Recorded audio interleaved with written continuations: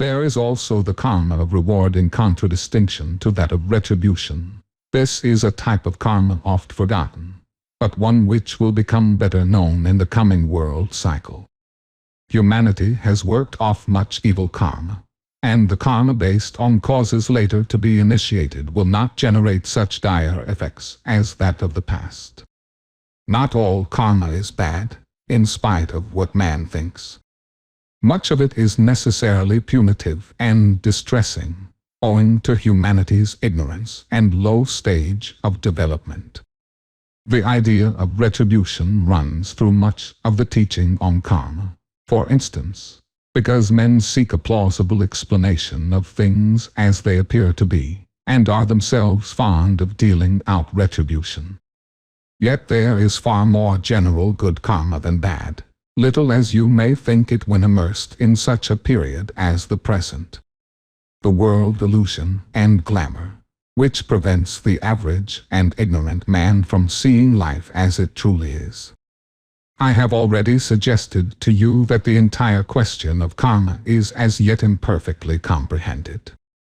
A great law of cause and effect exists, but one particular aspect of it has never been emphasized, and the knowledge of humanity on the subject of karma is very elementary. Karma has always been interpreted in terms of disaster, and consequences that are painful, of error, of penalty, and of evil happenings, both for the individual and for the group.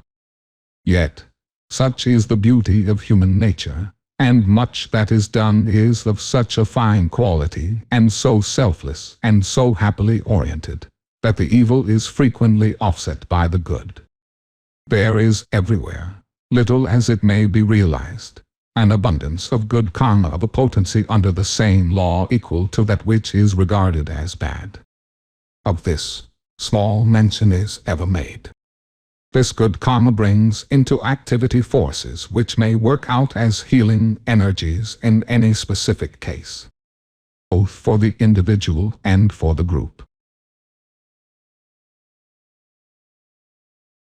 As to karma, what man has made he can unmake. This is oft forgotten. Karma is not a hard and fast rule. It is changeable according to man's attitude and desire. It is the presenting of the opportunity to change. This grows out of past activities, and these rightly met and correctly handled lay the foundation for future happiness and progress.